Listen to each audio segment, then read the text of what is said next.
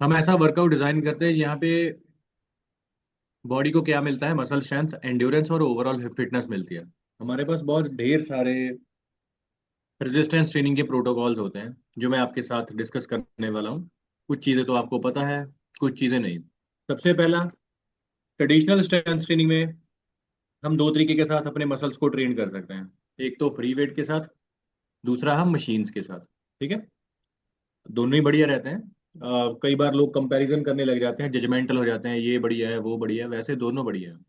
अगर आपके पास कोई बिगिनर आता है तो बिगिनर को हमेशा मशीन्स के साथ वर्कआउट लगवाओ। रीजन बीइंग इज, क्योंकि उनके जो मोटर न्यूरॉन्स हैं वो एक्टिवेट नहीं होते, सबसे पहली बात। ठीक है। और दूसरा, कभी कभार देखिए हमारे अंदर एक हैंड डोमिनेंसी होती है। जो हमारा राइट हैंड होता है या जो हमारा डोमिनेटिंग हैंड होता है उसमें ज्यादा फोर्स होती है, कैपेसिटी ज्यादा होती है काम करने की, क्योंकि वहां पे न्यूरोलॉजिकल एक्टिवेशन ज्यादा है। जब आप मशीन्स के साथ किसी बिगिनर बंदे को वर्कआउट लगवाते हो ना, तो रिस्क ऑफ इंजरी कम हो जाता है, मसल स्टिफनेस और मसल के ऊपर बुरा इम्पैक्ट कम हो जाता है। और दूसरा, अ, उनके मोटर न्यूरॉन्स एक्टिवेट हो जाते हैं और वो उस मूवमेंट को अडेप्ट करने लग जाते हैं। मसल्स, मसल मेमोरी एक स्पेसिफिक पाथवे पे आ जाती है ना, कि ऐसा चलता है ये। तो ये इसका बेटर रहता है, बिगिनर बंदे को कभी भी फ्री वेट नहीं देते हो। ठीक है। जब आप वो एडवांस लेवल का बंदा हो जाए, फिर हम धीरे धीरे करके इंट्रोड्यूस कर सकते हैं फ्री वेट उनके वर्कआउट के अंदर। और हमारा वर्कआउट जो होता है वो डिफरेंट रैप्स और डिफरेंट सेट्स में डिवाइड करा जाता है ना। अलग अलग रैप रेंज और डिफरेंट डिफरेंट सेट्स लगाते हैं ना हम। जनरली जो हमारे सेट रहते हैं वो 3 से 4 रहते हैं, बट जब हम सपोर्ट से स्पेसिफिक ट्रेनिंग करते हैं वो 6 या 7 भी हो सकते हैं। रैप रेंज की बात करूं तो स्ट्रेंथ ट्रेनिंग के लिए 1 से 4 रैप लगाते हैं, हाइपरट्रॉफी के लिए 6 से 8 रैप लगाते हैं। यहीं जब हम एंड्योरेंस की बात करें तो 12 से 15 प्लस रैप्स लगाते हैं, है ना। सेट्स एंड हाँ सर। रैप्स ये चेंज होते रहते हैं कि हम ट्रेनिंग कैसे करते हैं, तो हम वैसे भी ट्रेन कर सकते हैं। और हम कैसी ट्रेनिंग प्रोवाइड कर सकते हैं लोगों को, हम सर्किट ट्रेनिंग भी करवा सकते हैं। सर्किट ट्रेनिंग में क्या होता है, एक सीक्वेंटल एक्सरसाइजेस के हम सर्किट बना देते हैं, जहाँ पे जो हमारे क्लाइंट होते हैं वो वर्कआउट करते हैं। अब सर्किट बना रहे हो, वो विद रेस्ट और विदाउट रेस्ट हो सकता है, या मिनिमल रेस्ट या नो रेस्ट। अगर आप बिगिनर को फर्स्ट टाइम लगा रहे हो या इंटरमीडिएट लेवल का बंदा है फर्स्ट टाइम ट्राई करे हो तो मिनिमल रेस्ट, अगर एडवांस लेवल का बंदा हो तो बैक टू बैक, है ना। सर्किट ट्रेनिंग, क्रॉसफिट गेम्स आपने देखी होंगी, वहां पे सर्किट ट्रेनिंग ही होती है एक तरह से, है ना। इससे बेनिफिट क्या होता है, ये आपकी स्ट्रेंथ ट्रेनिंग और आपकी कार्डियोवास्कुलर एक्सरसाइज दोनों को बूस्ट करता है। और बेस्ट चीज क्या है, टाइम एफिशिएंट है। अब मान लो आपके पास कोई क्लाइंट आता है बहानेबाज, कहता है सर मेरे पास तो टाइम नहीं होता, आज मेरे पास टाइम कम है, क्या करें वर्कआउट का। अब आगे ट्रेनर भी थोड़ा सा आलसी होता है, वो कहता है कोई नहीं कल कर लो। बट अगर कोई ट्रेनर मेहनती होता है वो कहता है कोई बात नहीं सर, सर का ट्रेनिंग कर लेते हैं, कम टाइम में फुल बॉडी वर्कआउट और 15-20 मिनट में आपकी छुट्टी। ठीक है, जिम से भी और वैसे भी। और फिर वो अपने घर चले जाएगा 15-20 मिनट में। फिर आ जाते हैं हम अपने वर्कआउट को डिवाइड कर देते हैं सेट्स में, है ना। अब हम्म। दो तरह के सेट्स होते हैं हमारे, या हम सुपर सेट लगाते हैं या कंपाउंड सेट लगाते हैं। मैं मूवमेंट की नहीं बात कर रहा, सेट की। सुपर सेट क्या होता है, सुपर सेट वो होता है जब हम दो डिफरेंट मसल ग्रुप के दो डिफरेंट वर्कआउट को जोड़ते हैं। एग्जाम्पल के तौर पे, मैंने बाइसेप और ट्राइसेप को इकट्ठे कर लिया, मैंने चेस्ट और बैक को इकट्ठे कर लिया, मैंने हैमस्ट्रिंग को क्वाड्स के साथ ट्रेन कर लिया, तो वो सुपर सेट है कि जी एक वर्कआउट क्वाड्स का, एक वर्कआउट मेरे हैमस्ट्रिंग का बैक टू बैक, वो होता है सुपर सेट। कंपाउंड सेट का मतलब होता है वो सुपर सेट की तरह ही होता है, बट उसमें एक मसल्स के दो डिफरेंट एक्सरसाइजेज होते हैं। जैसे बाइसेप कर्ल के साथ हैमर कर्ल, उसको हम कंपाउंड सेट बोलते हैं। बट हमारे जिम में प्रचलित है सुपर सेट के नाम से, उसको भी सुपर सेट कह देते हैं। सर अब क्या लगाऊं, सुपर सेट लगा लो। वो एक्चुअली कंपाउंड सेट होता है। सुपर सेट का मतलब, जब मान लो मैंने एक बेंच प्रेस लगाई, साथ में मैंने चिन अप्स लगा लिए, तो वो एक्चुअली एक सुपर सेट है। इसको बोल एक्चुअली हम सुपर सेट देते हैं, बट ये है कंपाउंड सेट जब हम सेम मसल के दो डिफरेंट वर्कआउट लगाते हैं। सर ये भी back to back gym technically. लगाते हाँ जी। हैं, ये भी बैक टू बैक लगाते हैं सर वो? समझे नहीं। जब आप यस। लगाते तो उसको भी बैक टू बैक ही होता है। जैसे बाइसेप के दो वर्कआउट लगा दिए, मसल तो एक है ना, दो डिफरेंट वर्कआउट है, यस सर। तो वो कंपाउंड सेट हो गया। अब दो मसल्स डिफरेंट को दो डिफरेंट एक्सरसाइज से लगाते तो वो सुपर सेट हो गया without rest. Okay sir, thank you. ठीक है। ओके, फिर आ जाता है पिरामिड सेट। पिरामिड सेट हम दो तरीके के साथ लगाते हैं, असेंडिंग और डिसेंडिंग। जब हम असेंडिंग और डिसेंडिंग दोनों को लगाते हैं तब वो एक सेट माना जाता है। हमारे ना हम आधा यूज करते हैं। अब पिरामिड कैसा होता है? पिरामिड ऐसा होता है, ये गया, ये रहा, और साथ में ये रहा। यानी कि वेट, रैप कम, वेट ज्यादा रैप कम, वेट ज्यादा रैप कम, वेट ज्यादा रैप कम, वेट ज्यादा रैप कम, वेट ज्यादा रैप एक। फिर ऑपोजिट, वेट कम रैप ज्यादा, वेट कम रैप ज्यादा, वेट कम रैप ज्यादा, वेट कम रैप ज्यादा, वेट कम रैप ज्यादा, वेट कम रैप ज्यादा। तो ये बनता है हमारा एक सेट, जितने बार आप ब्रेक करोगे। ठीक है। तो ये आपने करना होता है कि मसल को शॉक करने के लिए, उसके ऊपर ज्यादा मेटाबॉलिक स्ट्रेस देने के लिए, उसके ज्यादा नर्व की सिग्नलिंग बढ़ाने के लिए, एनाबॉलिक ग्रोथ के लिए, तब हम ये चीज अप्लाई करते हैं। ठीक है। बट ये आपकी बॉडी को ओवर एक्सर्शन कर देता है, तो ये महीने में या 15-20 दिन में एक बार करना होता है एक मसल को। ठीक है, हर रोज नहीं करना होता। कई लोग आते हैं हर रोज लगा देते हैं, वो बुरी चीज है, हर रोज नहीं करना। ठीक है। पिरामिड, असेंडिंग और डिसेंडिंग। फिर आ जाता है हमारा स्प्लिट रूटीन। स्प्लिट किसी तरह की भी हो सकता है। स्प्लिट रूटीन का मतलब है कि जी हमने अपने बॉडी को डिफरेंट मसल ग्रुप के हिसाब से डिवाइड कर दिया है। अपर बॉडी, लोअर बॉडी, है ना। जैसे आपका पॉपुलर है पुश पुल और लेग। हम्म। अब लोग यही सोचते हैं कि पुश पुल और लेग के बिना हमारी बॉडी ग्रो नहीं करेगी। दुनिया का आधुनिक सत्य क्या है? पुश पुल और लेग, है ना। बिना पुश पुल और लेग के हमारी बॉडी नहीं बन सकती। वैसे मैं झूठ बोल रहा हूँ। हमेशा टारगेटेड मसल ग्रुप के हिसाब से आप अपना वर्कआउट लगा सकते हो। पुश पुल और लेग इस वजह से हम लगाते हैं, that is it is a simple simple fact. ठीक है। आप अपने हिसाब से, आप अपनी बॉडी टाइप के हिसाब से अपना स्प्लिट बना सकते हो, जैसा भी आपको ठीक लगे। क्लियर। आप अपने बॉडी को एनालाइज करो, अपने वीकर मसल को आइडेंटिफाई करो, अपना स्प्लिट खुद तैयार करो। पुश पुल और लेग दुनिया का बड़ा सत्य नहीं है ना, उसके ऊपर भी स्प्लिट होते हैं। वो आपकी चॉइस होती है। फिर आ जाता है फंक्शनल ट्रेनिंग।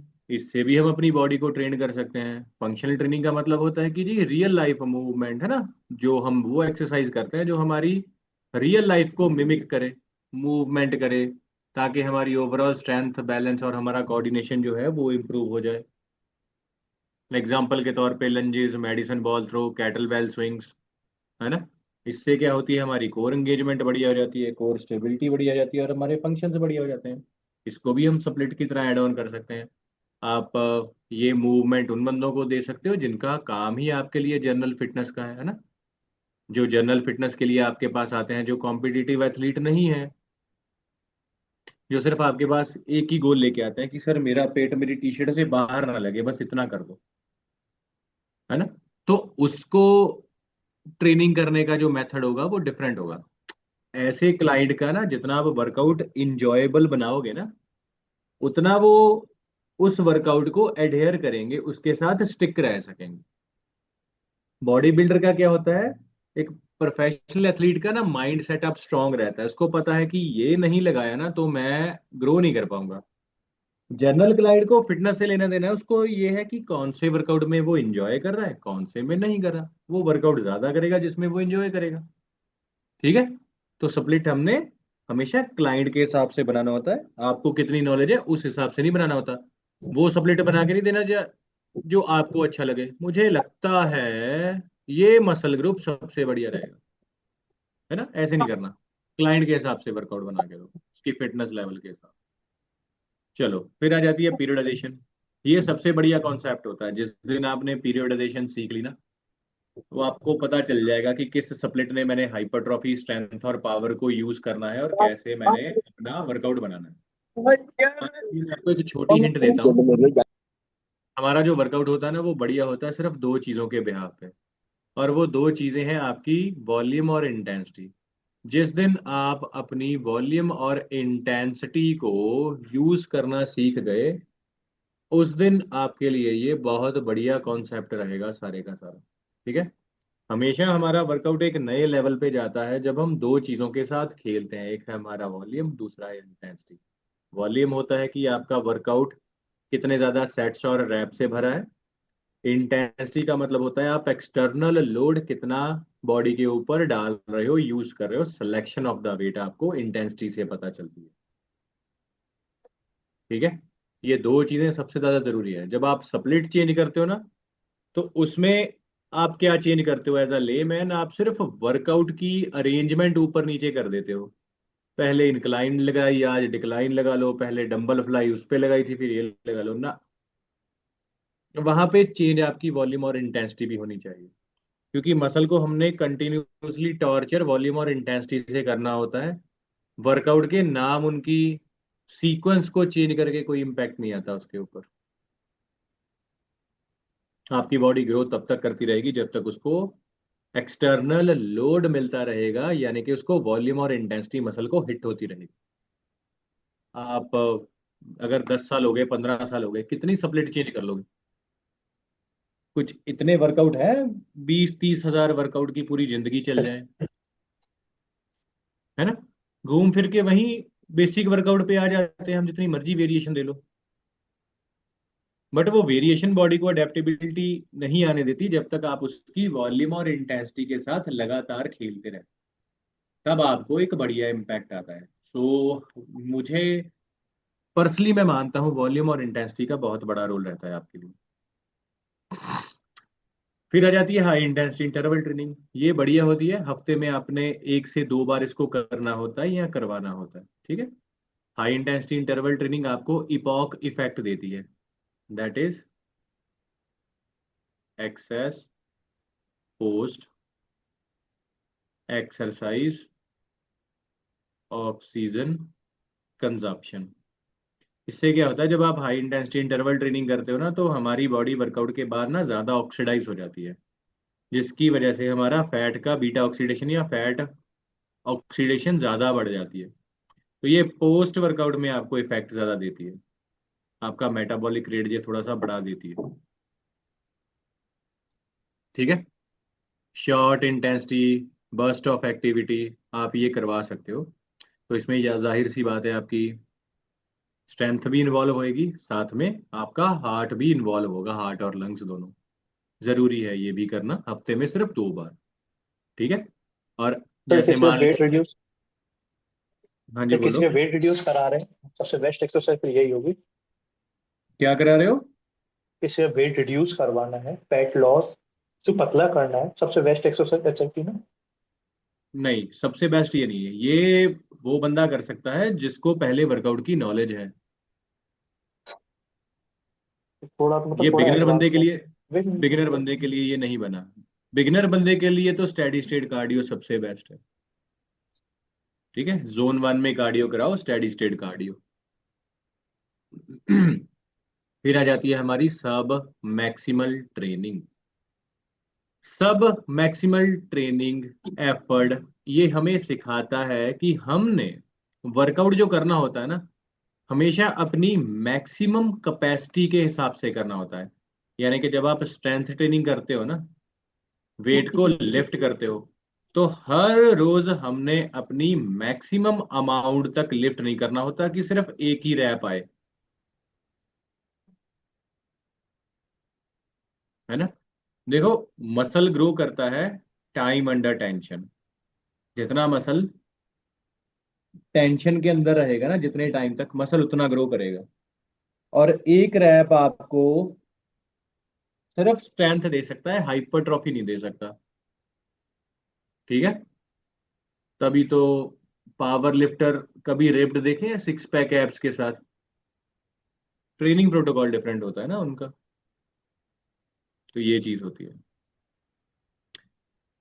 अब क्या है ये सब मैक्स लोड? कहते हैं हमने जो वर्कआउट करना होता है ना, वो हमेशा वन रैप मैक्स के अकॉर्डिंगली करना होता है। ये आपको सभी को पता है ना? बट सबमैक्स लोड के अंदर, सबमैक्स लोड के अंदर आपने क्या करना होता है, हर रोज हैवी नहीं लिफ्ट करना होता। आपने उसके 70 से 85% हिस्से के अंदर परफॉर्म करने होते हैं रेपिटेशंस, ताकि आपको मसल एंड्योरेंस और हाइपरट्रॉफी मिल जाए। और साथ में आपने जो रेपिटेशन निकालने होते हैं वो निकालने होते हैं 6 या 12 तक परफॉर्म कर सकते हो। ठीक है। उसको फिर आपने ग्रेजुअली प्रोग्रेसिवली ओवरलोड करना है, 5% इंक्रीमेंट आफ्टर एवरी सेट। और साथ में पीरियडाइजेशन को लेके आना है। अब मैं थोड़ा सा आपको बताता हूँ। मैंने कहा वन रैप मैक्स के 70 से 85% हिस्से में हमने अपने आप को ट्रेन करना होता है। यहाँ पे आपके मसल फाइबर जो है ना टाइप 2A, वो ज्यादा ग्रो करते हैं इस वेट के अंदर। यानी कि आपने जो वर्कआउट लगाना है वो लगाना होता है मॉडरेट टू हैवी, बट सिर्फ कंपाउंड लिफ्ट्स। ठीक है। हमारा जो वर्कआउट डिजाइन करते हैं ना हम, दो मूवमेंट के साथ ही डिजाइन करते हैं। एक कंपाउंड मूवमेंट होती है, एक आइसोलेशन मूवमेंट होती है। बराबर। जब आप कंपाउंड मूवमेंट करते हो तो हर रोज हमें लिफ्ट हैवी करने की जरूरत नहीं होती।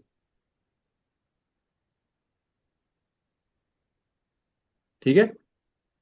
जब आप हर रोज लिफ्ट हैवी करते हो उससे क्या होता है, आपके लिगामेंट, आपके टेंडन्स पे, आपके जॉइंट्स के ऊपर ना अननेसेसरली लोड आता है।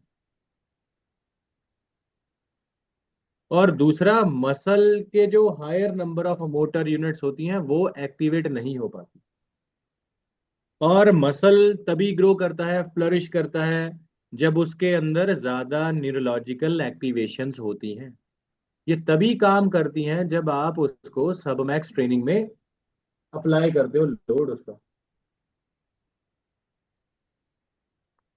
ठीक है। समझ रहे हो ना सबमैक्स लोड में? अ, हालांकि जो पावर लिफ्टर होते हैं ना वो भी इस फॉर्मूले को यूज करते हैं, सबमैक्स लोड वाले हर रोज वन रैप मैक्स वो भी नहीं लगाते होते।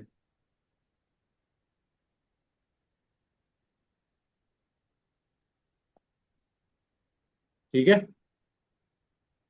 तो यहाँ पे 3 तरीके में हमारी ट्रेनिंग डिवाइड करी गई है। वो 3 तरीके मैं आपको बता देता हूँ कौन कौन से हैं।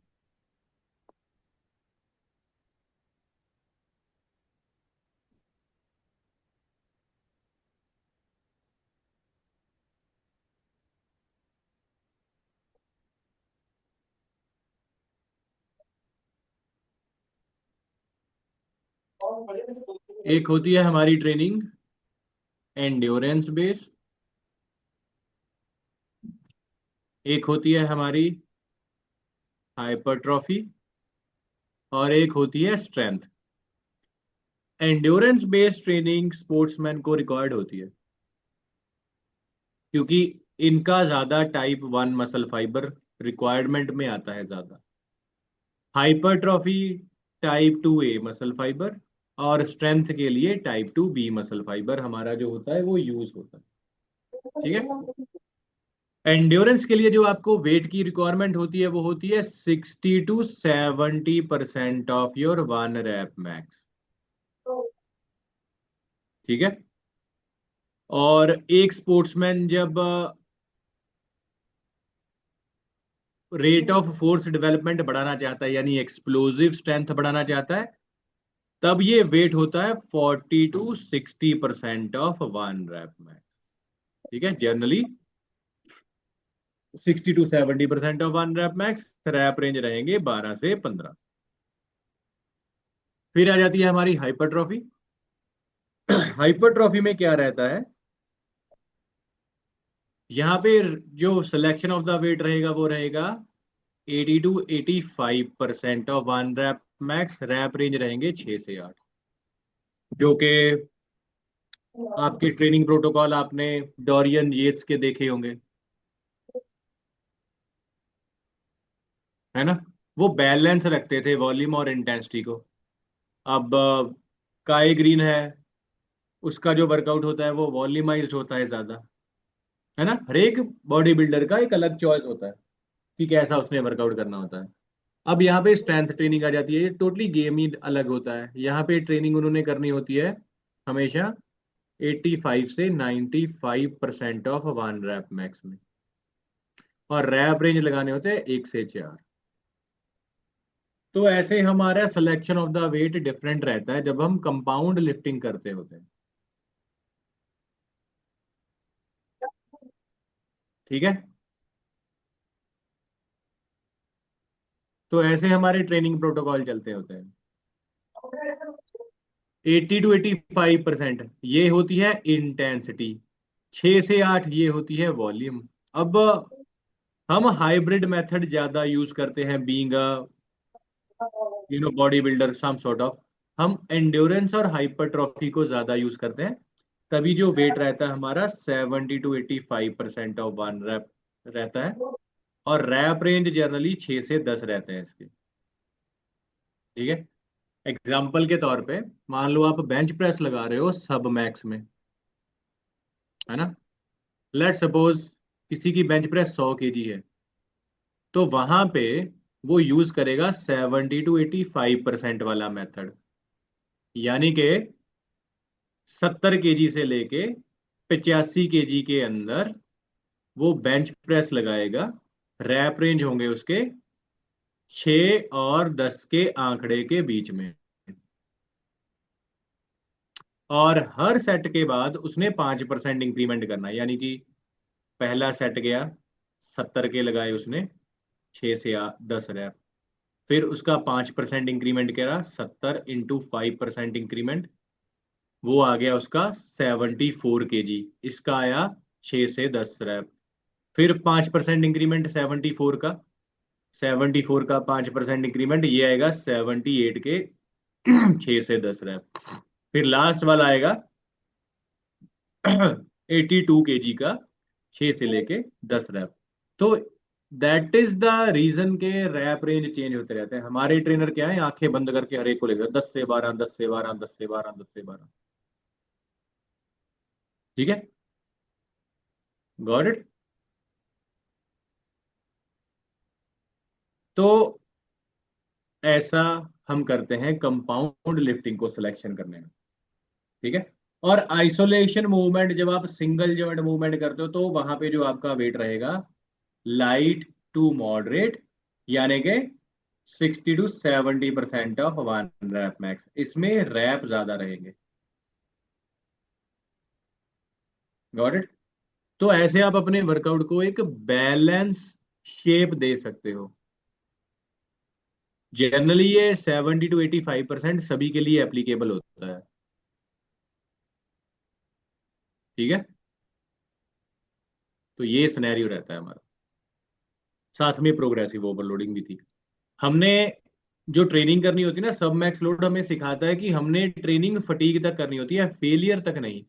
जब हम सब मैक्स एफर्ट में वर्कआउट करते हैं, यानी कि हमने अपने फेलियर तक नहीं जाना होता, क्योंकि जब आप फेलियर तक जाते हो आपकी रिकवरी पुअर हो जाती है और आपके इंजरी के चांसेस बढ़ जाते हैं, अडेप्टेशन नहीं आती उसमें, है ना। और हमारा वर्कआउट एंड्योरेंस एंड हाइपरट्रॉफी के बेहाफ पे चलता है, यानी कि वॉल्यूम और इंटेंसिटी के बेहाफ पे चलता है, जिससे हमारे मसल की कंडीशनिंग जो होती है वो बेटर हो जाती है, फार बेटर। ओके।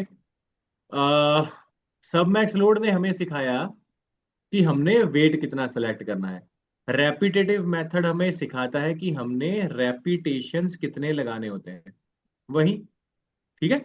वो आपके लोड के अकॉर्डिंगली आएगा, कि जैसे आप लगा रहे हो हाइपरट्रॉफी के लिए, तो रैप रेंज आपके रहेंगे, जब आप दोनों को कंबाइन करते हो, है ना, दोनों को कंबाइन करते हो 70 to 85% तक जाते हो, तो ये तो हो गया आपका सब max load. Repetitive effort method का मतलब 8 से 10 आपने रेपिटेशंस लगाए, तो दैट इज रेपिटेटिव एफर्ट। तो ये दोनों को साथ में अगर लेके आप चलते हो ना, तो इससे आपको रिजल्ट मिलता है। बेनिफिट क्या मिलता है, आपकी जो हाइपरट्रॉफी होती है वो मैक्सिमाइज हो जाती है। क्यों?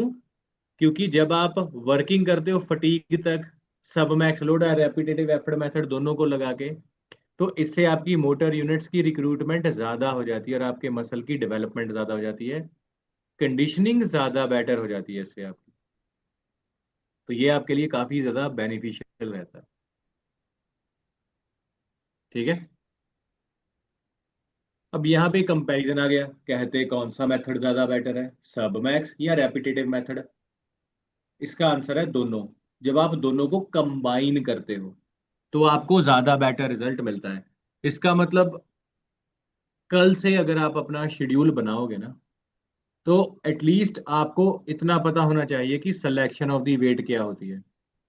अब आपने कई वीडियोस देखी होंगी, वहां पे कई प्रोफेशनल लिफ्टर कहते हैं 4 सेट लगाते हैं, है ना, 4 सेट होते हैं, वो कहते हैं that is last two is my working set. जो दो वाले होते हैं वो थोड़ा सा वेट लाइट रहता है। दरअसल वो भी यही प्रोटोकॉल फॉलो करते हैं, 70 to 85% वन रैप मैक्स वाला। जैसे मैंने बताया था ना, 70 किलो 74 किलो, अगर किसी की 100 की है बेंच प्रेस, फिर वो आ जाते हैं 80 किलो और 85 किलो। इसके लगाएंगे 6 से 8 रैप, इसके लगाएंगे 8 से 10 रैप। तभी उनके जो रैप रेंज ड्रॉप हो जाते हैं। हमारा कॉन्सेप्ट इतना पुअर है, हम उनकी बातें नहीं समझ पाते। हम कहते हैं ये मेरा वर्किंग सेट है, ये मेरा वार्म अप सेट है, ऐसे करते करते सारा वर्कआउट खत्म कर देते हैं। ये मेरा वर्किंग सेट है, ये मेरा वार्म अप सेट है, ये मेरा वर्किंग सेट है, ये मेरा वार्म अप सेट है। एक्चुअली वो उनके प्रिंसिपल को समझ नहीं रहे कि क्यों वो लगाते हैं, पर्पस क्या होता है उसका। तो एक्चुअली वो दो डिफरेंट ट्रेनिंग जोन्स को कंबाइन कर रहे होते हैं, एंड्योरेंस भी और हाइपरट्रॉफी भी।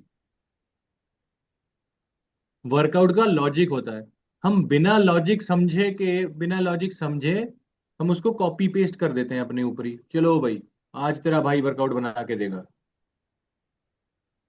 है ना। मोस्ट प्रोबब्ली ऐसा ही होता है।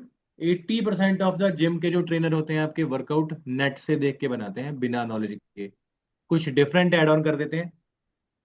कई बार तो जो जिम ट्रेनर फंक्शनल ट्रेनिंग देते हैं ना करने के लिए, वो उनकी खुद की फॉर्म खराब रहती है।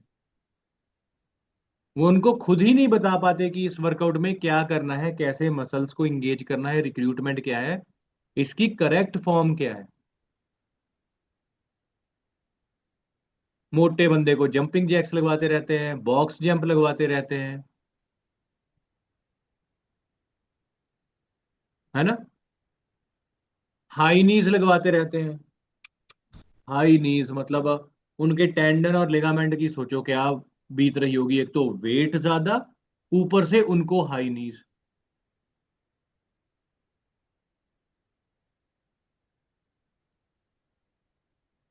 है ना।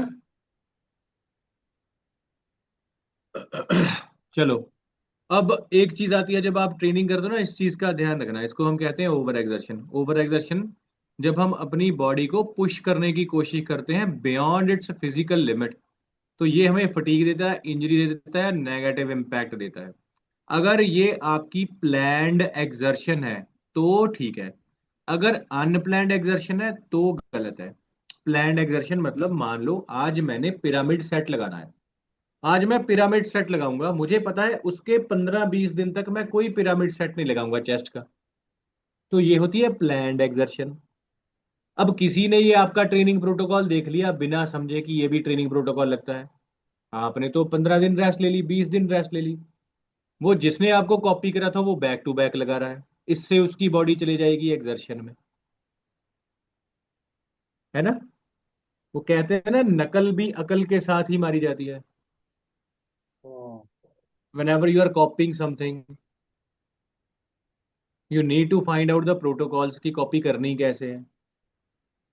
तो हमारे जिम लवर भी मोस्ट प्रोबब्ली ऐसे ही करते हैं, नेट से वर्कआउट देख लेते हैं। प्रिंसिपल नहीं पता होता कि क्या होता है, हर एक चीज का एक प्रिंसिपल होता है, हर एक वर्कआउट के पीछे एक लॉजिक होता है और एक साइंस होती है कि क्यों वो वर्कआउट ऐसा है। ठीक है। कॉजेज क्या क्या हो सकते हैं आपकी ओवर एग्जर्शन का? Excessive training volume. Excessive training volume का मतलब मैनी सेट्स, बहुत ज्यादा रेपिटेशन बिना रेस्ट के। अब कई लोग जो होते हैं बाइसेप के ही 6 6 वर्कआउट लगाई जाते हैं।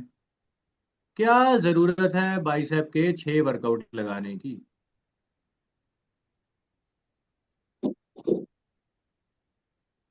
है ना। इंटेंसिटी, हर रोज बंदे आते हैं, उनका सिर्फ ये पर्पस होता है कि मैं ही प्रूव करूंगा कि जिम का सबसे हैवी लिफ्टर मैं ही हूं। ठीक है, आप जिम के सबसे ज्यादा हैवी लिफ्टर हो तो क्या है, इससे क्या होगा? है ना। जो लोग थोड़े टाइम के लिए आपको अप्रिशिएट करेंगे, अगर आपको कोई इंजरी आ गई, वही जिसने अप्रिशिएट कराया वही लोग करेंगे, अरे लिफ्ट गलत करता था, चाहे किसी को पता ही ना हो इंजरी आई कैसे। देखा मैंने बहुत बार, बहुत गंदी लिफ्ट करता था वो, मैंने पहले ही बताया था इंजरी आएगी। ज्यादा हवा में उड़ रहा था ये। हाँ, ज्यादा हवा में उड़ रहा था, ले इंजरी होगी ना। तो हाई इंटेंसिटी हर बार हमने नहीं करनी होती। ठीक है। हमेशा एडिक्वेट रेस्ट करनी होती है, जिससे हमारी बॉडी ओवर एक्सर्शन में नहीं जाती। हम इससे ऑपोजिट करते हैं, हर रोज हाई इंटेंसिटी वर्कआउट करते हैं।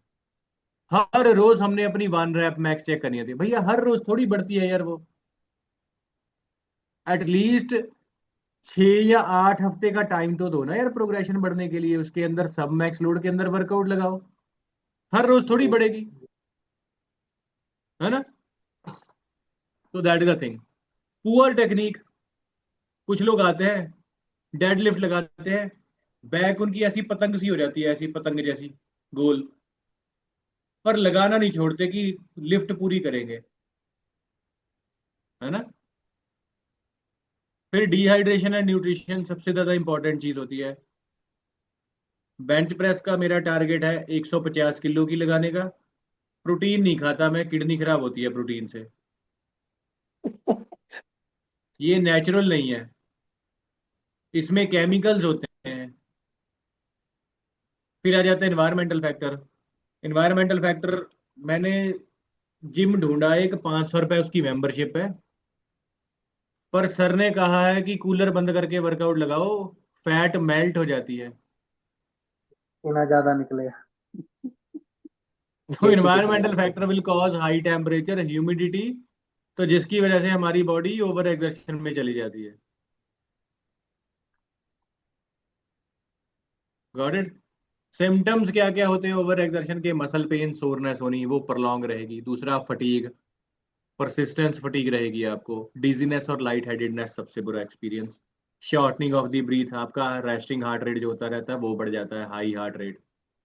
ठीक है, नॉर्मल नहीं होता एक्सरसाइज से। नोजिया, वॉमिटिंग, कंटिन्यूसली आपको इंजरी इंजरी रहेगी, जैसे स्ट्रेन हो गया, स्प्रेन हो गया। मेंटल सिम्टम आते रहते हैं आपके, mood swing, irritability, lack of motivation. तो that is the cause of over exertion. है ना। एक मैंने और चीज देखी है, हम ना बहुत ज्यादा फैसिनेटेड है ना बॉडी बिल्डर्स के लाइफस्टाइल से। हमें लगता है यार क्या जिंदगी जी रहा है, हम खुद को उनके जैसा अज्यूम करने लग जाते हैं। है ना। वो प्रोफेशनली बॉडी बिल्डर है, आप प्रोफेशनली ट्रेनर हो। बॉडी बिल्डिंग उनका प्रोफेशन है, ट्रेनिंग आपका प्रोफेशन है। डिफरेंस है ना। वो उनको कोई काम नहीं है, वही उनका काम है।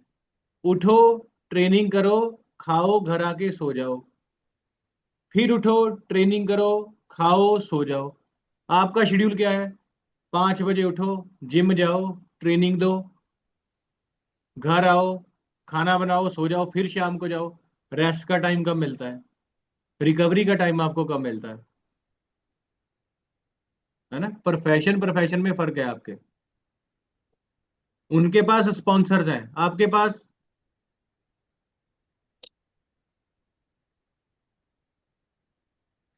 इमेजिन सिर्फ इतना करो कि मेरी बॉडी फिट रहे और मैं वाकई ट्रेनर दिखूं, है ना।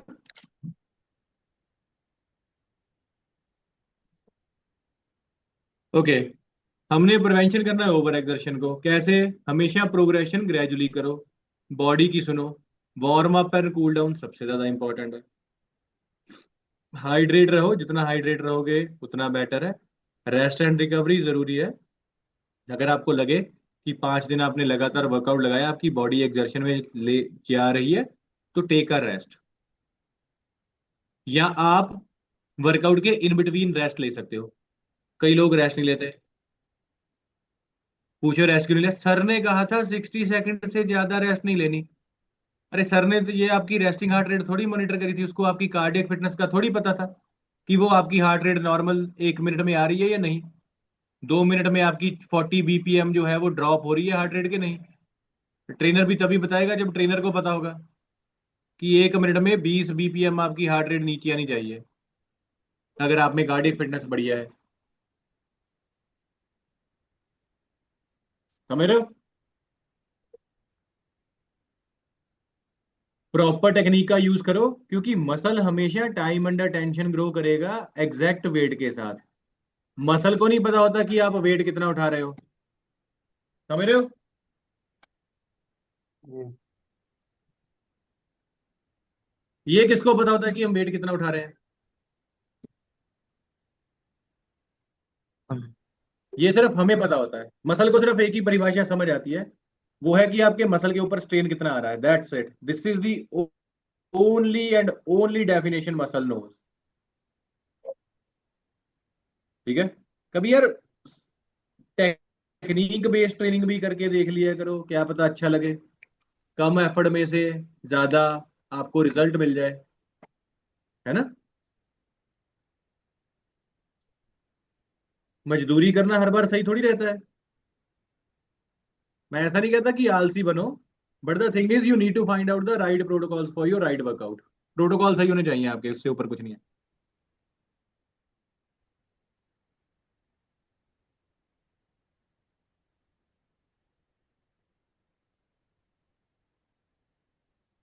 Okay, next.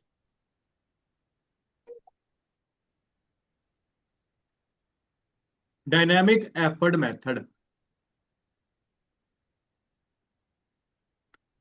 ये बना है एक स्पोर्ट्समैन के लिए। या तो वो फील्ड गेम खेल रहा है, या वो पावर लिफ्टिंग कर रहा है। ठीक है। डायनामिक एफर्ट मेथड से क्या होता है, हमारी रेट ऑफ फोर्स डेवलपमेंट बढ़ जाती है।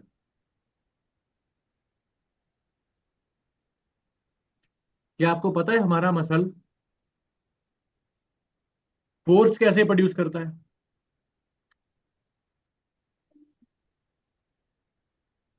उस दिन शायद मैंने मसल फाइबर का चैप्टर आपको कराया था, क्रॉस ब्रिज थ्योरी बताई होगी उस दिन मैंने आपको। Chapter number 3, structure of muscle fibre. Sir तो करवाया नहीं, वो करवाना था आपने बोला था। ओ, चलो। हम्म। जब हमारा मसल शॉर्टन होता है ना, वो फोर्स प्रोड्यूस करता है इलोंगेट होके। शॉर्टन होते टाइम वो अपने अंदर स्टोर कर लेता है एनर्जी। उसको कहते हैं हम अरोमाटाइजेशन फेज। ठीक है। जितना हमारा मसल शॉर्टन होके क्विकली इलोंगेट होगा, उतना हमारा बॉडी का रेट ऑफ फोर्स डेवलपमेंट बढ़ा होगा। मैंने गुरशरण को कल भी बताया था इनडायरेक्टली, जब वो मसल्स की बात कर रहे थे कि बड़े मसल्स, तो मैंने कल यस सर। गुरशरण को कहा कि बात मसल्स की नहीं है, मसल पावर कितनी जनरेट कर रहे हैं वो सबसे इंपॉर्टेंट है।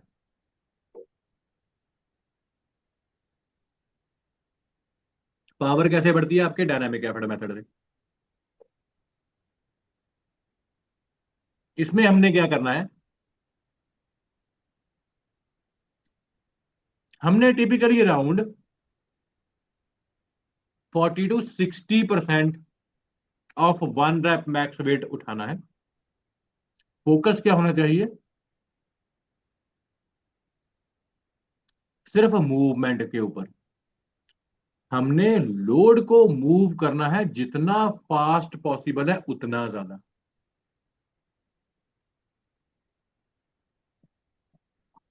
इससे हमारे मसल का रेट ऑफ फोर्स डेवलपमेंट बढ़ जाएगा।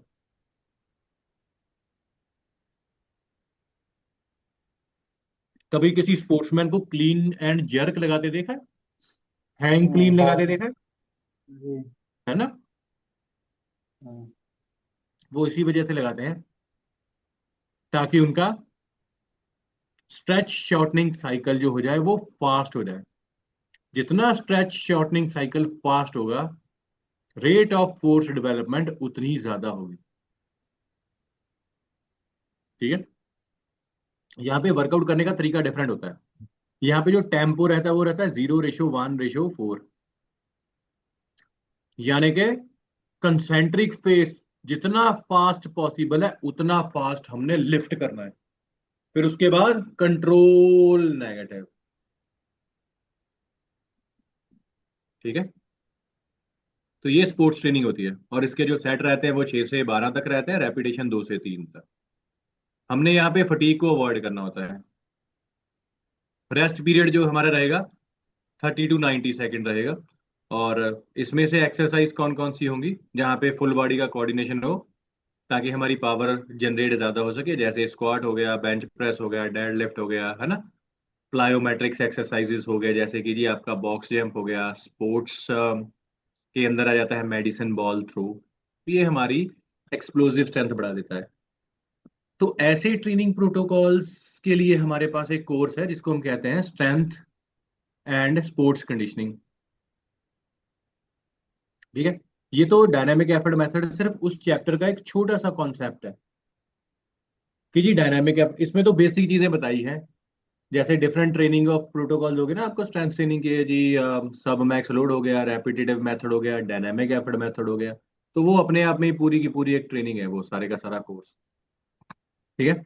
बेनिफिट क्या रहता है आपको डायनामिक एफर्ट मेथड का, इससे क्या होता है, आपकी एक्सप्लोजिव स्ट्रेंथ बढ़ जाती है जब हम वेट को क्विकली मूव करते हैं, है ना।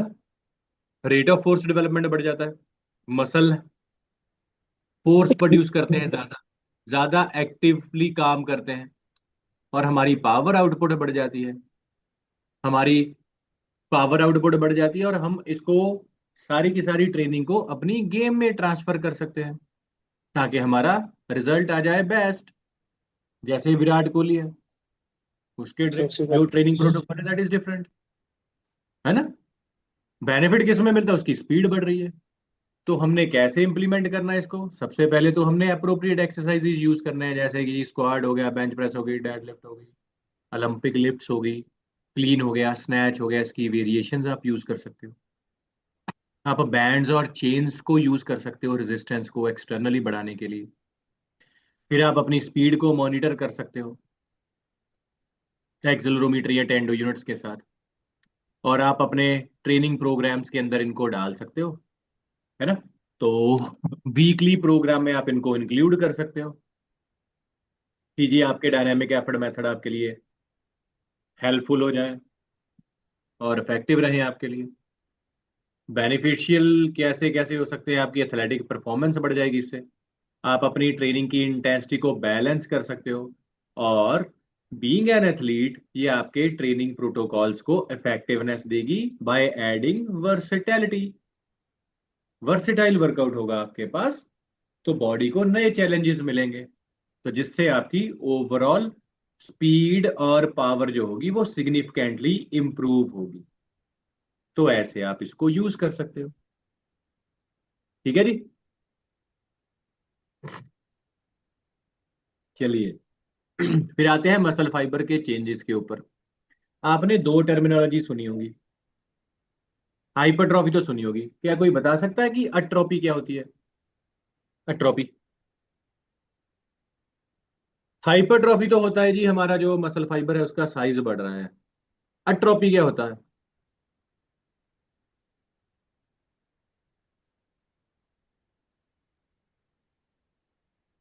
अट्रोपी का मतलब होता है कि जो हमारा मसल फाइबर का साइज हो रहा है वो ड्रॉप हो रहा है। क्यों ड्रॉप हो रहा है? ताकि हम अपनी ट्रेनिंग नहीं करते, हम अपनी जब ट्रेनिंग नहीं करते, मसल्स को स्टिमुलेट नहीं करते, तो हमारे मसल्स के अंदर अट्रोपी आ जाती है। ठीक है, अट्रोपी।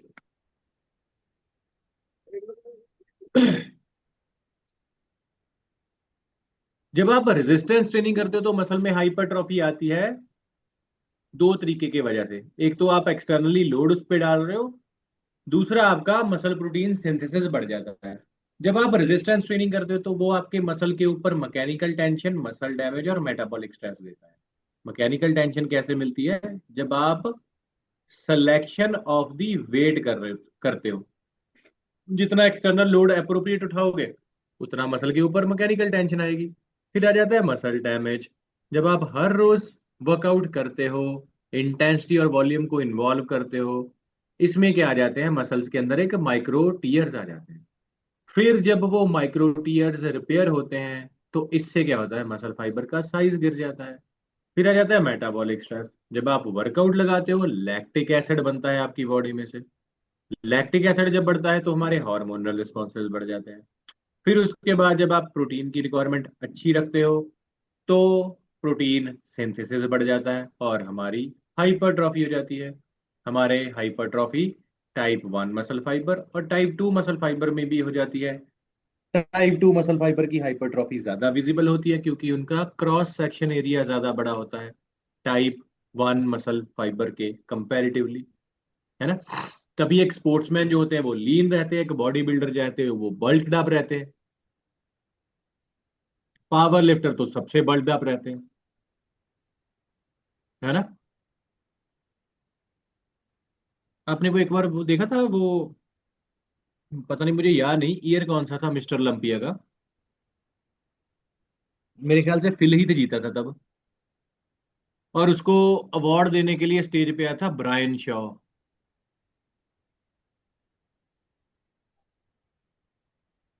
वो यूट्यूब पे देखना।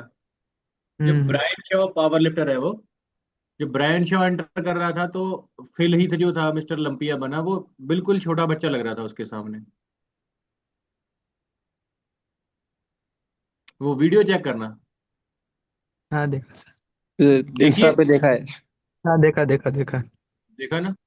हम्म।